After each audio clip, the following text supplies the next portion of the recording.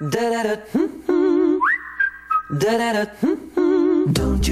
you step on a snake. Don't you ride in a plane. Don't you eat a steak. 안녕하세요. 건강한 한 주 보내셨나요? 생방송 건강클리닉 윤보리입니다. 내일은 서리가 내린다는 절기 상강입니다. 요즘 단풍도 빨갛게 무르익고 국화도 만개한 늦가을이죠. 하지만 이렇게 찬바람이 불기 시작하고 기온이 떨어지면 이 배뇨장애를 겪는 분들이 늘어나게 된다고 합니다. 소변을 보러 화장실을 자주 들락거려도 시원하지 않고 또 언제 어디서 소변이 새어나올지 몰라 일상생활에 문제가 되기도 하는데요. 60세 이상 남성의 절반 정도가 이런 배뇨장애, 전립선 비대증으로 인해 배뇨장애를 겪는 분들이 많다고 합니다. 그래서 오늘 생방송 건강클리닉에서는 중년 남성들의 질환, 전립선 비대증, 전립선 암까지 챙겨보는 시간 마련했습니다. 오늘도 여러분을 위한 2대의 상담 전화 활짝 열어놓고 있습니다. 259개 5100번, 5200번인데요. 방송 함께 하시다가 궁금한 점 생기시거나 평소에 전립선 질환에 대해 궁금한 점 있으셨던 분들 전화 주시면 자세한 상담 해드리겠습니다. 오늘 여러분께 친절한 상담 해드릴 전문의 선생님 모셨는데요. 권준호 비뇨기과 전문의 나오셨습니다. 선생님 반갑습니다. 네, 반갑습니다. 네, 오늘 주제가 많은 중년 남성들을 괴롭히고 있는 전립선 질환입니다. 선생님, 이 전립선이 무엇인지 어떤 역할을 하는지부터 설명해 주시죠. 예. 우선 여성에게도 전립선이 있는지 간혹 여쭤보시는 분들이 있는데요. 이 전립선은 남성에게만 있는 장기입니다. 전립선의 위치는 치골 바로 뒤쪽에서 위치 있고 방광 바로 아래쪽에서 요도를 둘러싸고 있습니다. 그 크기는 대략 15에서 20cc 정도로 밤톨만한 크기라고 생각하시면 되고요. 네. 그 기능은 정액의 상당 부분을 생성 분비하는 곳입니다. 이 전립선의 크기는 남성 호르몬에 의해서 조절이 된다고 할 수 있습니다. 네. 그럼 이 전립선에 생길 수 있는 질환이 있다면 어떤 것들이 있을까요? 예, 전립선에서 흔히 발견되는 질환은 크게 3가지입니다. 전립선염과 전립선 비대증 그리고 전립선암이 있습니다. 네. 이 전립선염은 대개 한 20대에서 40대 사이에 젊은 남성에서 호발하는 질환이고 대개는 만성적인 배뇨 증상을 일으키는 경우가 많습니다. 이 전립선 비대증은 네. 대개 한 50대 이후에 중장년층의 남성에서 나타나는 질환인데요. 역시 노화성 질환이라고 할 수 있고요. 역시 증상이 만성적으로 진행하게 됩니다. 전립선암은 최근에 서구화된 식생활 등으로 인해서 급격히 유병률이 증가하고 있는 암종인데요. 네. 이게 조기에 이 임파절이나 또는 뼈 등으로 전이가 잘 되기 때문에 이 조기 진단이 굉장히 중요한 질환이라고 할 수 있겠습니다. 네, 전립선 비대증은 고혈압이나 당뇨병처럼 중년 남성들이 흔하게 겪을 수 있는 질병이라고 합니다. 전립선이 비대해져서 생긴다고 하는데요. 정확히 어떤 질환인가요? 그렇죠. 전립선 비대증을 보시면 전립선은 사춘기 이후에 차츰 증가하게 되는데요. 네. 30대가 되면 한 밤톨만한 크기가 되었다가 40, 50대에 남성 호르몬의 균형이 깨지기 시작하면서 차츰 증가하게 됩니다. 이 커진 전립선이 요도를 압박하기도 하고요. 또 방광을 직접 자극해서 여러 가지 증상이 배뇨 증상이 생기게 되는데 이것을 우리가 전립선 비대증이라고 부릅니다. 네. 전립선 비대를 보시면 오른쪽 그림을 보시면 정상과 전립선 비대증에 대한 단면 그림인데요. 그 차이점을 보시면 전립선 비대증의 경우는 이 전립선 크기가 전체적으로 커지긴 하지만 요도를 직접 둘러싸고 있는 가운데 부위가 바깥쪽 비해서 상대적으로 비대칭적으로 커져 있기 때문에 요도에 대한 압박이 좀 심하고요. 네. 좌측 그림을 보시면 커진 전립선이 방광 하부 쪽을 직접 누르게 되면서 자극을 하게 됩니다. 또 이로 인해서 여러 가지 방광 자극 증상이 나타나게 됩니다. 네. 전립선 비대의 내시경 사진인데요. 네. 정상 전립선 요도 부위에서는 문이 활짝 열려 있는 것이 보이지만 전립선 비대증의 경우에는 이렇게 이 커진 전립선이 요도를 직접 압박을 해서 문이 좀 좁아져 있는 현상을 확인할 수 있습니다. 네, 정말 요도가 좁아진 것이 확연하게 보이는데요. 이렇게 전립선 비대증이 있으면 어떤 증상들이 나타나나요? 그렇죠. 전립선 비대증의 증상을 앞서 설명드린 바와 같이 그러니까 커진 전립선이 요도를 압박하는 요도 폐쇄 증상과 그리고 커진 전립선이 방광을 자극하는 방광 자극 증상 두 개로 나누는데요. 요도 폐쇄 증상은 일단 소변이 보고자 하는데 나오질 않는 현상, 이런 주전요의 현상이 생기게 되고 네. 또 소변 줄기가 약하거나 그 소변을 본 이후에도 남아있는 느낌이 드는 잔뇨감의 증상들을 말합니다. 네. 이 방광 자극 증상으로는 가장 흔한 것이 소변이 자주 보고 싶은 빈뇨, 그리고 소변이 이제 보고자 할 때 갑자기 급박하게 나오는 급박뇨, 그리고 자다가 여러 번 소변을 보게 되는 야간뇨의 현상들이 생기는데요. 네. 이런 전립선 비대증의 증상을 방치하게 되면 이 방광의 구조적 혹은 기능적인 2차적인 변화들이 생기게 되고, 이 때문에 소변 보시는 배뇨 증상이 좀 더 악화되게 됩니다. 심하게는 신장 기능의 악화까지도 생길 수가 있습니다. 네. 그 소변이 자주 마렵고 또 급하게 마렵다면 참 곤란한 경우가 많을 것 같은데요. 일상생활에 지장도 많이 줄 것 같은데 어떤가요? 그렇죠. 그러니까 대부분 제일 힘들어하시는 증상 중에 하나가 야뇨 증상인데요. 네. 이 야뇨 증상 때문에 결국 이제 소변을 보러 밤에 한 서너 번 깨게 되고, 네. 이 때문에 이제 낮 동안의 일상생활에서 집중력 저하라든지 네. 만성 피로 등의 증상이 생기게 됩니다. 네. 이 때문에 가장 좀 힘들어하시는 분들이 상당히 많이 있고요. 네. 다음으로는 이제 잦은 소변이나 소변이 급박하게 나오는 경우, 또 심하게는 이런 급박성 요실금의 증상까지 보이는 경우가 있는데요. 이 때문에 이제 직장 생활에서도 곤란을 좀 겪게 되는 경우도 있고, 네. 특히 뭐 극장에 가시거나 내지는 이제 여행을 가시기 위해서 버스를 탄다고 할 때도 좀 이런 상황들 자체를 두려워하는 환자들도 사실은 있습니다. 네. 그렇다면 중년 이후에 이렇게 전립선 비대증이 많이 생기는 이유, 이 전립선 비대증의 원인은 어떻게 되나요? 그렇죠. 전립선 비대증의 뭐 첫 번째 원인은 나이입니다. 나이와 직접 관련이 있고요. 네. 이게 자료 그림을 보시면 네. 이게 결국 40대, 50대, 60대, 70대인데요. 그때 전립선의 어떤 유병률 자체가 나이에 비례해서 급격하게 증가되는 것을 확인할 수가 있습니다. 네. 그래서 앞서 제가 설명드렸듯이 결국은 이제 남성 호르몬의 불균형 현상이 나이가 들면서 생기고, 이 때문에 이제 전립선 자체가 커지게 되는 거죠. 대부분 60대 이후에 이제 어르신들이 뭐 나이가 들면 뭐 그냥 소변이 불편하지 이렇게 생각하시고 치료를 안 받는 경우도 상당히 많은데요. 네. 그래서 이런 통계를 보면 적절한 치료를 받는 분이 대략 한 10% 정도밖에 되지 않는다고 할 정도로 배뇨 증상에 좀 무관심하거나 치료를 좀 꺼려하는 경우가 상당히 많이 있습니다. 네. 상당히 많은 분들이 전립선 비대증이 있어도 이 불편함을 참고 지내는 경우가 많다는 이야기인데요. 선생님 어떤가요? 이렇게 불편함을 참고 지내도 다른 문제는 안 생길까요? 그렇죠. 이제 전립선 비대증의 증상을 방치하게 되면 처음에 가벼운 증상부터 차츰차츰 심해지게 되는데요. 그 네. 이유가 그러니까 전립선 자체에 커지는 문제뿐만 아니라 그에 따른 이제 방광의 구조적인 기능적 변화가 2차적으로 오기 때문입니다. 네. 그래서 배뇨 증상이 좀 더 심하게 되고, 이 방광의 수축력까지 저하되는 상태가 되게 되면 소변이 끝까지 다 나오지 않는 잔뇨 현상이 나중에 생기게 되는데요. 잔뇨는 또 다른 좀 심각한 문제를 또 만들게 됩니다. 네. 이게 소변이 끝까지 다 안 나오기 때문에 늘 소변이 좀 남아 있고, 이 때문에 염증이 잘 생기거나 뭐 방광 결석 등의 다른 합병증이 오는 경우가 많습니다. 역시 네. 심하게는 뭐 신장 기능의 악화까지도 오는 경우가 있죠.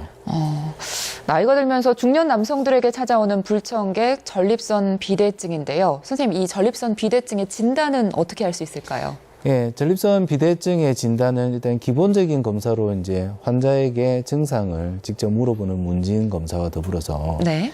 이 전립선 암과의 감별이 중요하기 때문에 결국 이제 피 검사, 혈중 PSA 검사라는 건데요. 네. 이거랑 이제 전립선 촉진 검사, 손가락으로 직접 만져보는 검사를 기본적으로 하게 됩니다. 네.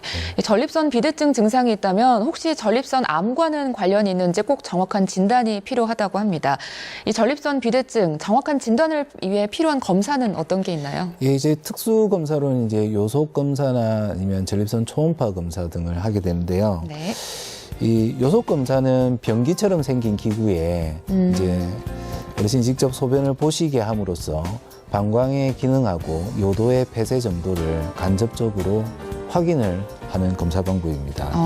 이 정상에서는 소변이 이제 시작하자마자 소변이 굉장히 세차게 나오고 배뇨 시간도 짧은 반면에 네. 전립선 비대증 환자에서는 그 소변 줄기가 약하고 배뇨 시간이 지연이 되는 현상을 확인할 수가 있습니다. 네, 이 전립선 암과의 구별이나 또 다른 질환이 있는지 여부를 확인하기 위해서는 초음파 검사를 하기도 한다는데요. 선생님, 이 비대증 진단을 위해서 있는 다른 검사 방법도 좀 소개해 주시죠. 예. 그 다음 그림 보시면요. 전립선 초음파 검사는 네. 항문을 통해서 시행하게 되는데요.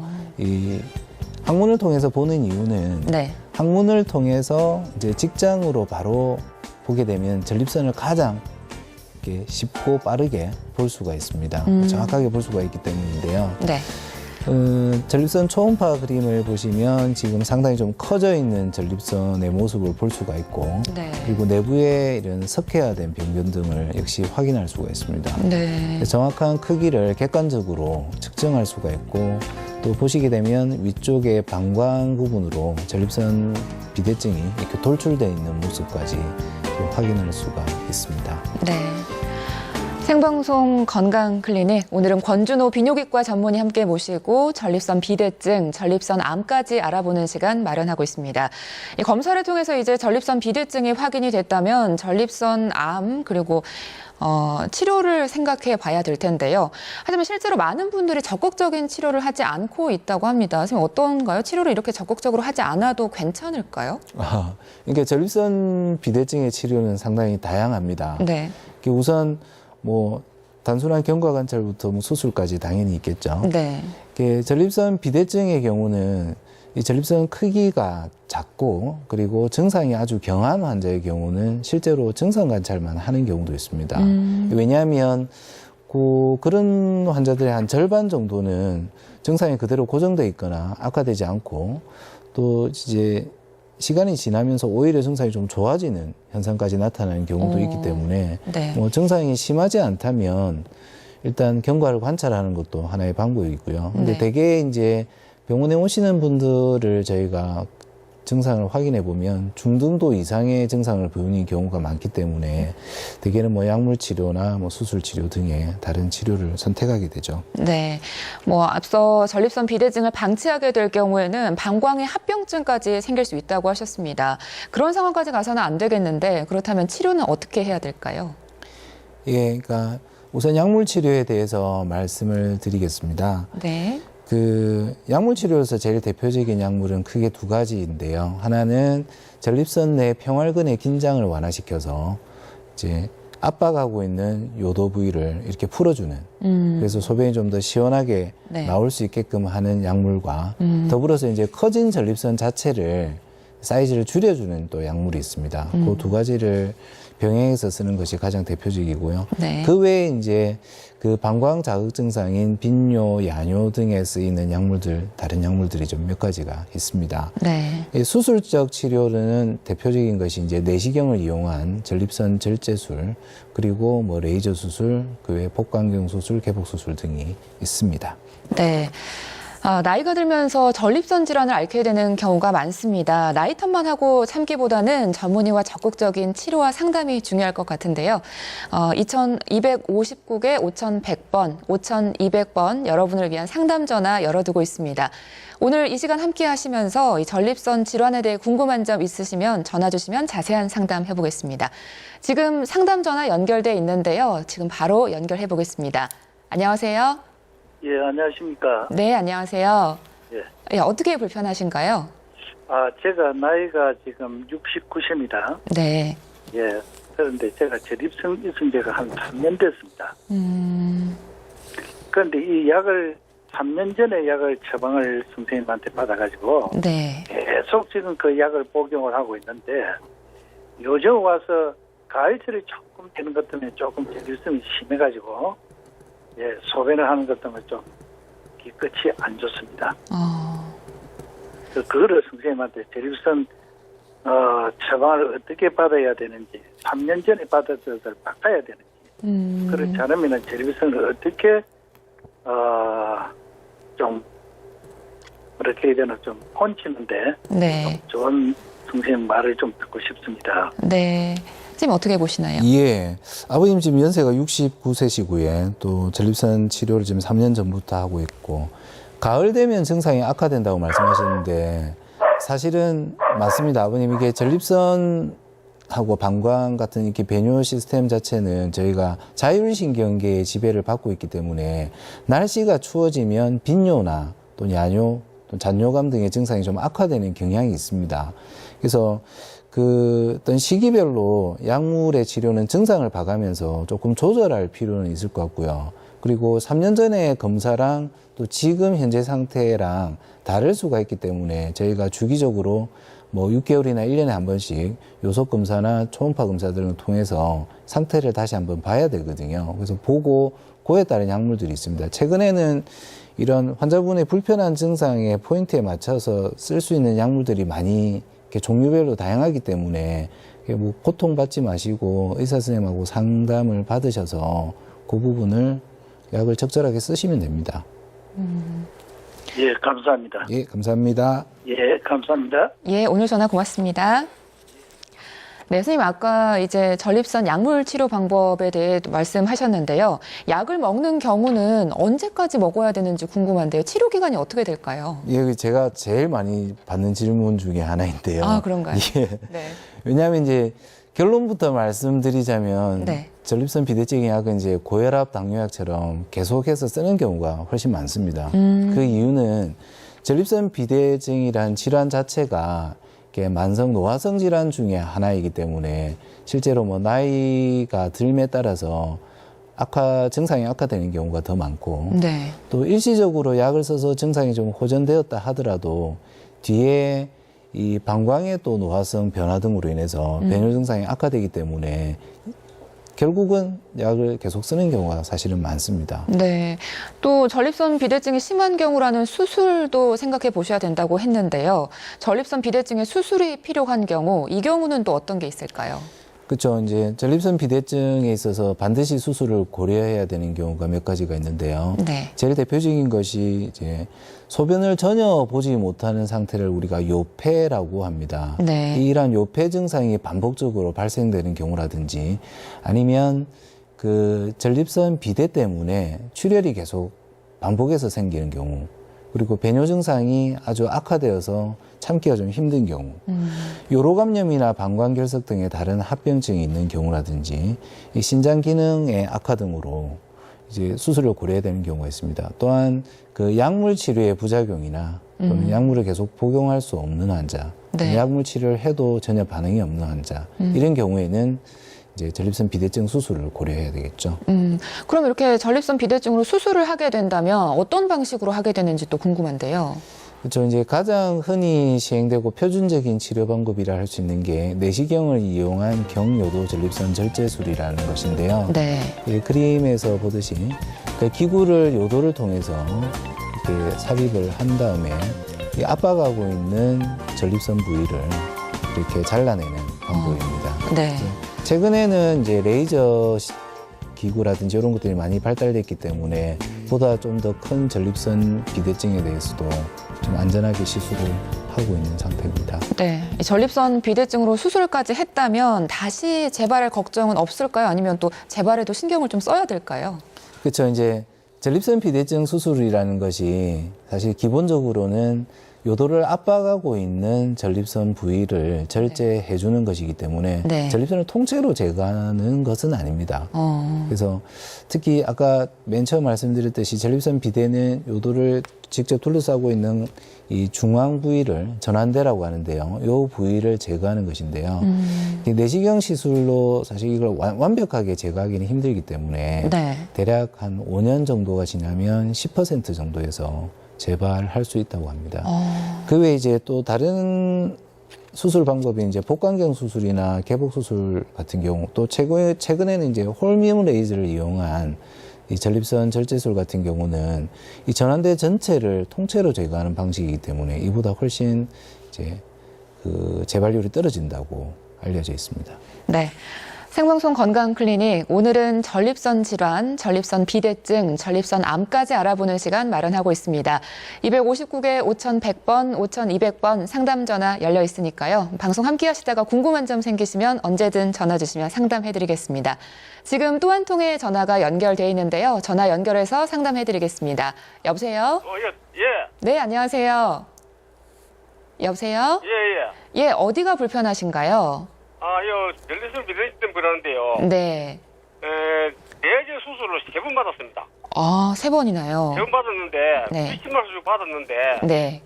처음은 한 달 만에 재발하고, 그 다음은 한 6개월, 네. 그 다음은 9개월. 네. 그래가지고 지금 저 약을 먹고 있습니다. 예. 네. 예, 아버님 혹시 그 레이저 수술 어떤 레이저 수술 받으신지 기억하십니까? 뭐 KTP가 모르겠네요. KTP 레이저 시술이었겠죠. 예. 예. KTP 레이저 시술이 비교적 좀 뭐 안전하고 또 다른 수술에 비해서 간단한 방법이긴 하지만 실제로 이게 재발률이 좀 높은 시술 중에 하나입니다. 그래서 최근에는 좀 많이 시술을 잘 안 하는 시술 중에 하나이고요. 네. 예. 그래서 증상의 재발을 경험하셨다는데 이러한 증상 재발이 어떠한 증상이었습니까? 혹시 빈뇨나 뭐 야간뇨, 절박뇨 등의 어떤 방광 자극 증상이 아니셨는지요? 소변이 잘 안 나오거든요. 잘 안 나왔었어요. 소변이 잘 안 나오는데 1개월 만에 재발한 것도 그렇고, 예.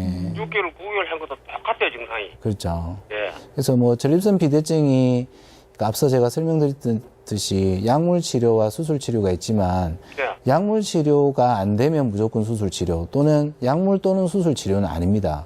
실제로 전립선 비대증의 증상이 수술로 다 완벽하게 해결이 잘 안 되기 때문에 네. 왜냐하면 방광의 어떤 기능적 변화들이 수반되어 있으면 이거는 수술로서 해결이 되는 게 아니거든요. 그래서 기본적으로 사실 약물 치료를 하고 그래서 아버님 같은 경우는 지금 반복해서 레이저 수술을 3번이나 받았다 하셨는데 조금 이런 경우는 이제 수술 후에 합병 정도 생각을 해보셔야 되거든요. 그래서 지금 뭐 요도가 좁아졌다든지 아니면 다른 합병증이 있는지 그런 것도 한번 볼 필요가 있을 것 같습니다. 지금 아버님. 63세 한번 했고, 예. 지금 내가 79살이거든요. 79살요? 예. 아, 예. 그래 이제 제보를 했어요. 아, 그랬었어요. 일단 이거는 한번 전립선 상태를 다시 한번 볼 필요는 있을 것 같아요, 아버님. 검사를 한번 받아봐야 되겠네요. 예. 네, 더 궁금하신 점 있으신가요? 됐습니다. 알겠습니다. 아, 예, 오늘 전화 고맙습니다. 고맙습니다. 네. 네, 다음 상담 전화 연결돼 있는데요. 전화 받아보겠습니다. 여보세요? 네. 네, 안녕하세요. 네. 예, 어떻게 불편하신가요?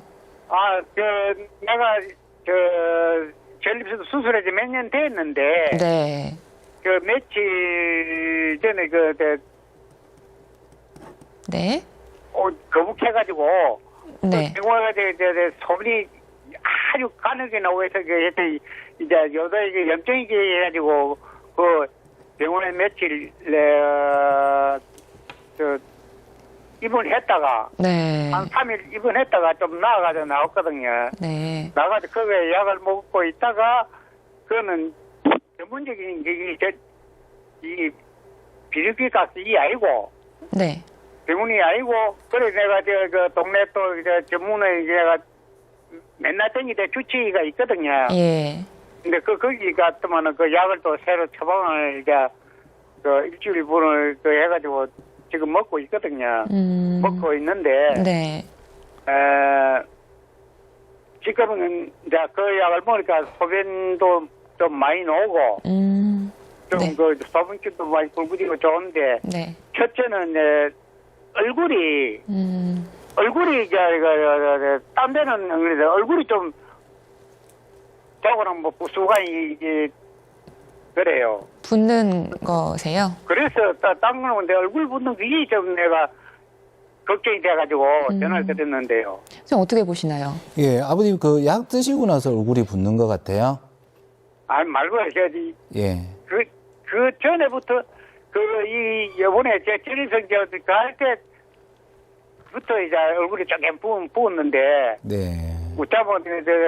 자고 나면 좀 붓고 조금 오후에 되면 조금 약간 빠지는 것 같고 그래서 내가 딴 데가 이상이 있는가 싶어서 내가 이 방송을 지금 보고 있거든요. 네. 예, 아버님 혹시 얼굴 말고 다리 부위는 어떻습니까? 다리에는 다리는 괜찮아요? 괜찮고. 아, 그래요? 아, 예. 내가 지금 그리고 내가 지금 암 투병 중이거든요. 어떤 암으로 투병 중이십니까? 예? 어떤 암으로 투병 중이신가요? 대장암 그 수술은 제가 한 2년 딱 됐거든요. 예.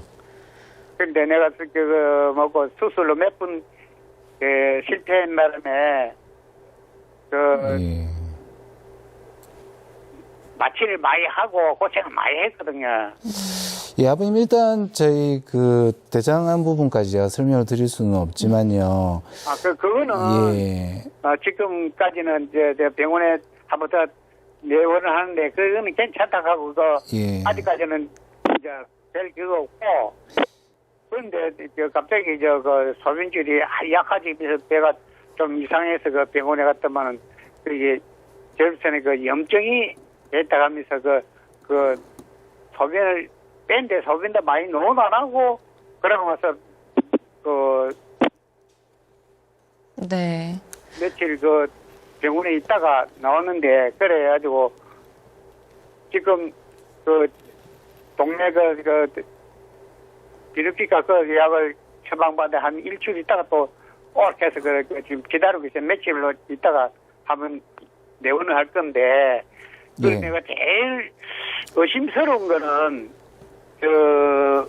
뭡니까? 예, 아버님 저기 혹시 불편하신 증상이 그러면 약 먹고는 많이 해소가 되신 건가요? 조금 해소됐는데 예. 얼굴이 이제 붓는 게 제일 그렇죠. 겁이 그거는 나가지고. 예, 조금 다른 검사를 추가적으로 부종에 대한 검사를 해보셔야 될 것 같고요. 예, 그러셔야 될 것 같습니다. 우선 약물 잘 쓰시면서 예. 배뇨 증상을 조금 조절을 먼저 하세요. 네, 이거 하고 얼굴 붓는 거는 어디서 오는 겁니까? 글쎄요, 지금 방광에서 오는 겁니까? 예, 다리 쪽에 붓지 않고 이런 걸로 봐서는 단순히 얼굴만 붓는다면, 그래서 이게 뭐 신장 기능이 악하나 뭐 이런 소변을 못 봐서 붓거나 그런 것 같지는 않습니다, 아버님. 그러니까 제일 겁나는 게, 병원에서 그럽니다. 다리를, 보자 그래, 다리는 아무 이상이 있거든요. 네. 예, 그래요. 그래서 얼굴 붓는 게, 내가 젊을 때부터, 제가 젊을 때는 한장 그럴 때 젊을 때는, 술도 좀 하고, 했기 때문에, 남한사람 가더니 술 많이 먹으면 안 된다. 그때는 이상해서, 네. 캔을 먹었는데, 예. 얼굴 붓는 건 별로, 딴 검사를, 어떤 검사를 해야 되겠는고, 글쎄요, 그건 내과 선생님하고 한번 상의를 해보시고 혈액 검사를 좀 해봐야 될 것 같습니다. 혈액 검사에. 네. 네, 가까운 병원에 가셔서 상담을 더 받아보시는, 정확한 진단을 받아보시는 게 더 좋을 것 같고요. 얼굴 붓는 거는 비뇨기과 가는 게 아니고 내과 가야 되겠네요. 네, 그렇습니다, 아버님. 내과에서 혈액 검사를 받아보시는 걸 추천한다고 하시네요. 네, 아버님 궁금하신 점 풀리셨나요? 예, 그래서. 네. 요거 들어보면 심장 기능도 나빠진다고 하고, 콩팥도 망가진다고 하고, 그러게 내가 큰일 네. 나네요. 병원 가셔서 더 정확하게 검사 통해서 이 진단 받아보시는 게 더 좋을 것 같습니다. 예, 알겠습니다. 예, 오늘 전화 고맙습니다. 예. 네. 네, 생방송 건강클리닉 오늘은 권준호 비뇨기과 전문의 모시고 전립선 비대증, 전립선 암까지 알아보고 있는데요. 이 비대증이 생각보다 아주 흔한 질환입니다. 선생님, 이걸 혹시 예방할 수 있는 방법이 있을까요? 예, 이게 전립선 비대증이 이제 그 고지방, 고콜레스테롤의 음식하고 관련이 좀 많기 때문에 네. 육류의 섭취를 가급적으로 좀 줄이시고 야채나 과일, 생선 등의 섭취를 늘리시는 게 좋습니다. 네. 이 비만과 또 관련이 있기 때문에요. 정상 체중을 유지하도록 노력하시고 특히 내장 지방을 줄이도록 운동을 열심히 해야 되겠죠. 네. 전립선 비대증이 있는 분들이 평소에 주의해야 할 점, 지켜야 할 수칙 같은 건 있을까요? 그렇죠. 이제 가장 주의해야 될 점을 한 2가지 정도만 제가 말씀드리고 싶은데요. 네. 이 전립선 비대증 환자에서 가장 꺼려하는, 만나고 싶지 않은 증상이 이제 소변이 전혀 나오지 않는 요폐 증상입니다. 어. 그래서 전립선 비대증 환자에서 소변이 전혀 나오지 않는 증상이 한 두 가지 경우에 좀 많이 발생합니다. 네. 첫 번째가 이제 과음하시면서 소변을 너무 오래 참는 경우인데요. 아. 이게 과음을 하시게 되면 수분 섭취량이 늘어나게 되고 또 이 방광의 충만 감각 자체가 떨어지기 때문에 네. 방광이 이제 과도한 팽창을 하게 되는 경우가 있습니다. 네. 그렇게 되면 방광 근육 자체의 수축력이 급격하게 떨어지고 이 때문에 소변을 전혀 못 보는 상태에 빠질 수가 있습니다. 네. 이 두 번째로는 이제 감기약을 복용하시고 나서 소변을 전혀 못 보는 경우가 들어 있는데요. 왜냐하면 감기약 성분 중에 이 방광 수축력의 저하를 가져올 수 있는 성분이 있습니다. 그래서 그 감기약 처방을 받으실 때는 이 전립선 비대증으로 내가 치료를 받고 있다라고 의사에게 반드시 이야기를 하시고 그런 부분을 주지를 시켜서 처방을 받는 것이 좋을 것 같습니다. 네. 이 전립선에 나타날 수 있는 질환 중에 가장 두려운 질환이라고 하면 아무래도 전립선 암일 텐데요. 선생님, 이 전립선 암은 어떤 질환인가요? 전립선 암은 이제 전립선 비대증하고는 달리 네. 이 말초대에 생기는 선암의 일종인데요. 네. 이 초기에는 증상이 대부분 없거나 전립선 비대증하고 증상이 동일하기 때문에 네. 이 감별 진단이 굉장히 중요하다고 생각할 수 있겠습니다. 네. 그래서 처음 이 자료 화면을 보시면요. 네. 초기에는 이렇게 전립선 내부에만 존재하는 것이 보이지만 네. 이게 이제 후기가 되면 이게 정낭이나 그다음에 전립선 피막을 뚫고 주위에 있는 뼈 그리고 임파절 등으로 전이를 하게 되는 것이죠. 네. 최근에는 이 전립선암이 점차 늘고 있다고 하는데요. 발생률이 어느 정도나 되나요? 미국에서는 전립선암이 사실 남성암 발생률이 1위에 해당되는 질환입니다. 네. 근데 우리나라에서는 한 5위 정도로 지금 돼 있고요. 네. 위암, 폐암, 간암, 대장암에 이어서 5위로 기록돼 있지만 네. 다음 화면 보시면 이 전립선암의 발생률 변화를 보시게 되면 네. 다음 화면 볼까요? 네. 그 위폐 간암의 경우는 이제 발생률이 차츰 감소하는 추세에 있지만 네. 오히려 전립선암과 대장암은 늘어나는 추세에 있죠. 그렇네요. 특히나 이제 전립선암의 경우는 가장 어떤 이 변화율에서 상승 변화가 좀 큰 것으로 되어 있습니다. 네, 이렇게 전립선암이 크게 늘어나고 있는 만큼 관심과 주의가 필요할 텐데요. 선생님, 이 전립선암의 원인은 뭐라고 볼 수 있나요? 그렇죠. 이제 전립선 비대증과 마찬가지로 전립선암의 원인은 1번은 이제 나이입니다.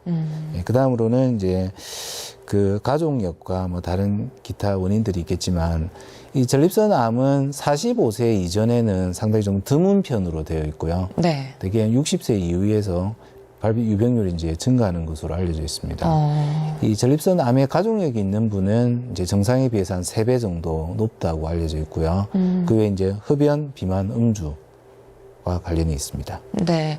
그런데 전립선암과 전립선 비대증 증상이 비슷하다고 하던데요. 정확한 진단이 무엇보다 중요할 텐데 진단은 어떤 식으로 이루어지나요?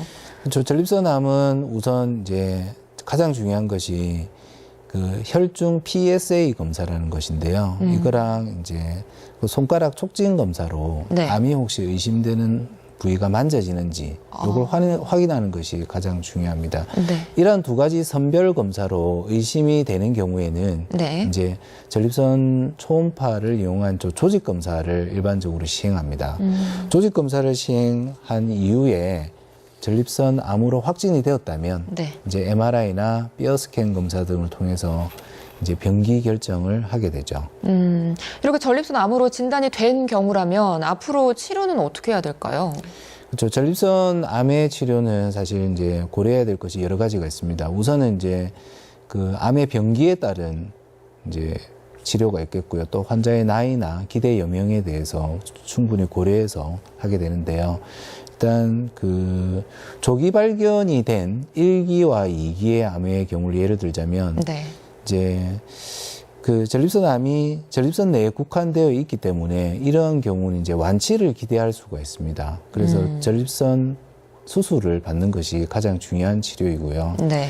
그다음에 이제 3기의 경우는 이제 악성도가 낮고 그리고 그 정낭에 침범 없이 피막에만 침범이 있는 경우라면 네. 이제 그 방사선 치료와 항암 치료와 더불어서 수술 치료를 고려할 수가 있습니다. 그 외에 이제 기수가 좀 더 높은 경우는 전이성 전립선암이라고 하는데요. 이러한 경우는 이제 남성 호르몬 차단 치료를 합니다. 이 전립선암의 어떤 특징이 남성 호르몬 의존성 암이기 때문에 네. 남성 호르몬을 생성 차단하게 되면 전립선암의 진행을 막거나 이 속도를 늦출 수가 있습니다. 그래서 일단 진행이 이 느린 편에 속하기 때문에 네. 전립선암은 네. 이게 기대 여명이 한 10년 이상이고 그리고 뭐 전립선 내에 국한된 암종이라면 수술 치료를 반드시 받는 것이 중요합니다. 그렇다면 앞서 살펴본 전립선 비대증으로 이 전립선 절제 수술을 받은 분이라면 앞으로 전립선 암에 대한 걱정은 안 해도 되는 걸까요? 그렇죠. 이제 전립선 비대증하고 전립선 암이 사실 좀 다른 질환이듯이 네. 발생 부위도 또 차이가 좀 있습니다. 전립선 비대증은 이제 요도를 직접 둘러싸고 있는 전환대에서 주로 생기고요. 전립선 암은 말초대에서 주로 생기기 때문에 네. 대개 이제 전립선 비대증 수술이라는 것이 전립선을 이렇게 통째로 다 드러내는 수술은 아니고요. 네. 이 압박하고 있는 전환대를 위주로 수술하기 때문에 그래서 전립선 비대증 수술을 받았다 하더라도 역시 말초대는 그대로 살아있고 또 그렇기 때문에 이제 한 1년에 한 번씩 정기검진 형태로 전립선 암에 대한 검사를 받으셔야 됩니다. 네. 생방송 건강클리닉, 오늘은 전립선 비대증 그리고 전립선 암에 대해 살펴보고 있는데요. 지금 계속해서 상담 전화 받고 있습니다. 259개 5100번, 5200번 이곳으로 전화 주시면 자세한 상담 해드리겠습니다.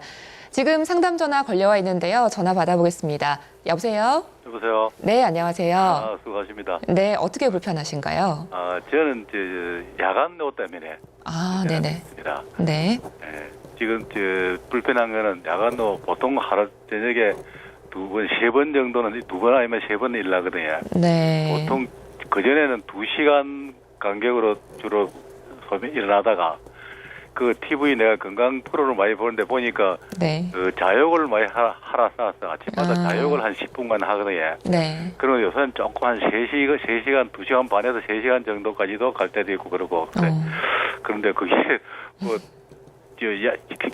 비뇨기과 다니면서 약도 여러 군데 다니면서 약도 많이 먹어보고 저는 합천인데 그 창도 다니보고 진주도 다니보고 여러 다녔는데 그게 호가가 없어요. 아이고.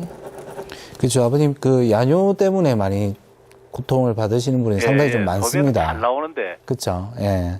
그래서 이제 그 우리가 야뇨를 평가할 때 그러니까 전립선 비대증으로 접근을 물론 해야 되겠지만 우리가 몇 가지 다른 것도 좀 생각을 해봐야 되거든요. 그러니까 하나는 이제 수면 장애와 관련이 있는지, 그러니까 무슨 말이냐면 그냥 나 잠이 안 와서 깬김에 화장실 가는 건지 이런 것들을 우선 점검을 먼저 해봐야 되고요.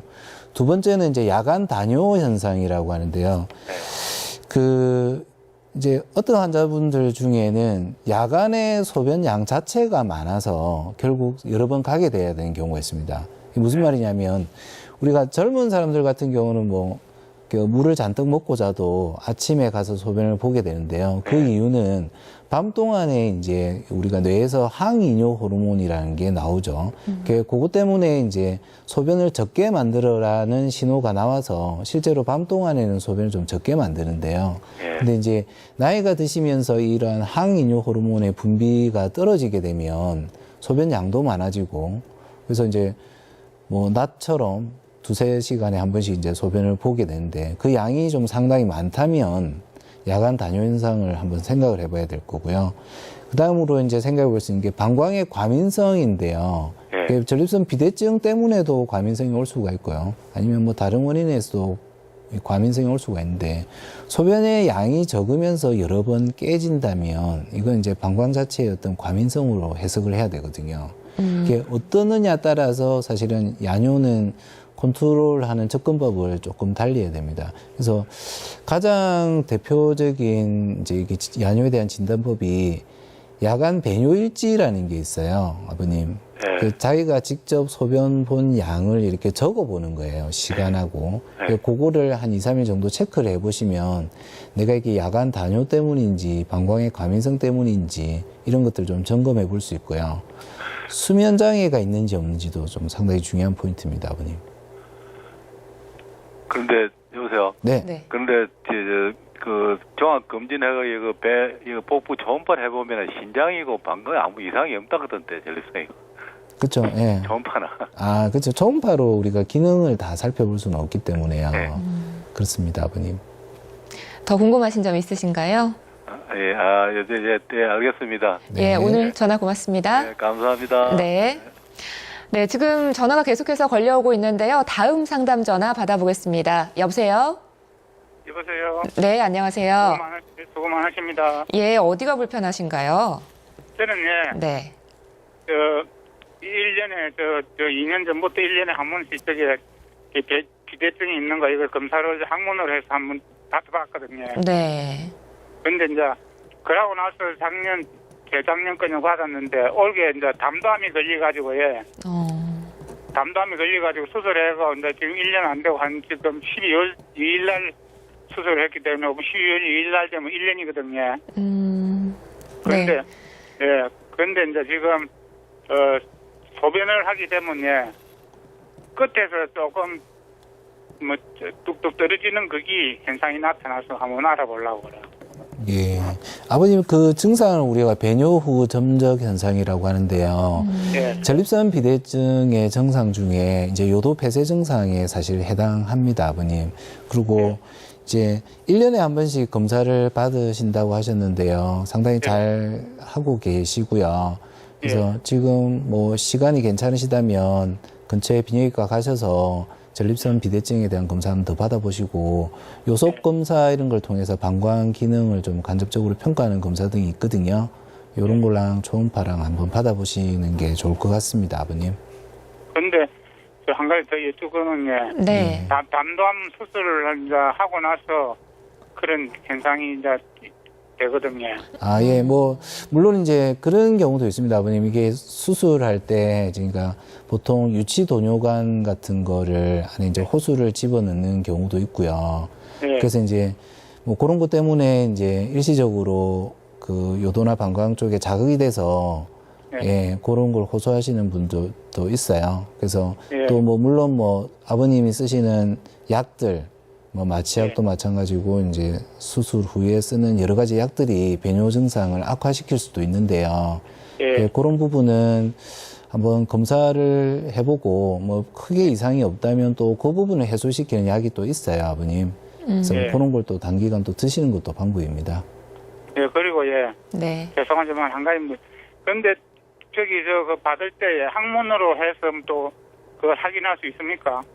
아, 예. 보통은 전립선은 일반적으로 네, 이제 경직장 전립선 초음파. 알아보러 갈 때 학문으로 하던데. 예, 맞습니다. 경직장 초음파가 정확하기 때문에 그쪽으로 검사를 많이 합니다. 그래, 그때 보니까 무엇이 조금 나이 대해서는 뭐 아직 괜찮다고 조금 무엇이 넓어졌다고 뭐 그런 말을 하던데. 아, 예. 그럼 아마 괜찮으시다는 말씀인 것 같습니다. 예, 그럼 1년에 한 번씩 그걸 받아봐야 되겠네요. 예, 아버님. 예. 네, 고맙습니다. 오늘 전화, 예, 네. 고맙습니다. 고맙죠. 네. 예. 네, 계속해서 상담 전화 한 통 더 받아보겠습니다. 여보세요? 예, 네, 안녕하세요. 예, 저는 예. 70살 먹는 사람인데요. 네. 1년 반쯤 됐는데 네. 병원에 가니까 전립선 암이라 했어요. 그래서 내가 그에 따른 약을 갖다가 지금까지 호르몬 주사하고 지금 받고 있는데 네. 지금 소변이 이게 그게 전적으로는 잠을 못 자겠어요. 계속 이게 소변이 마렵고 이래가지고 네네. 상당히 양은 양도 좀 많이 놓을 뿐더러 가는 게 놓아요. 또 그렇고 네. 몸이 조금 이게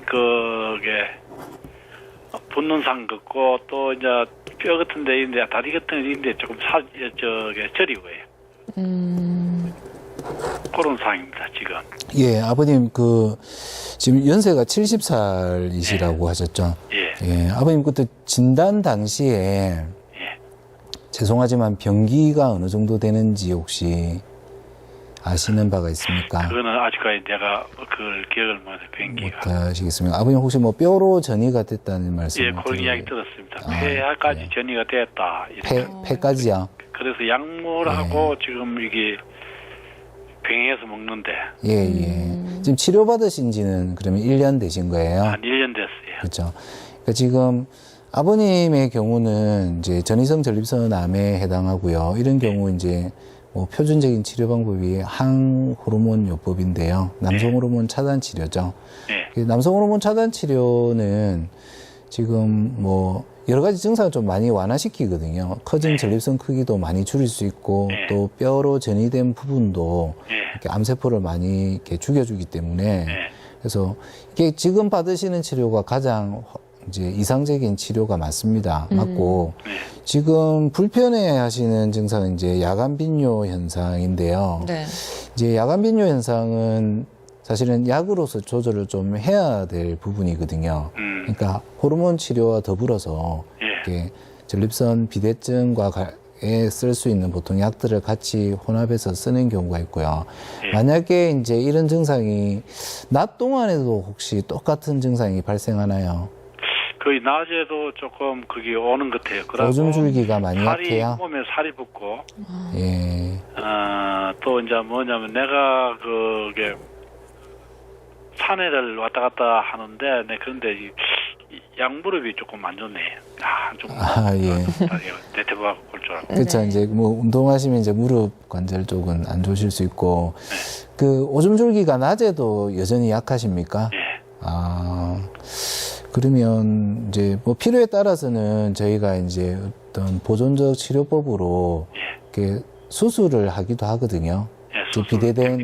비대된 전립선을 이제 증상 완화 목적으로 그러니까 비대증 치료하듯이 이렇게 이제 요도를 압박하고 있는 전립선 부위를 조금 절제해 주는 방법도 있습니다, 아버님. 예, 근데 그거는 이제 아까 말씀드린 이제 전립선 암 치료는 사실은 아니고요.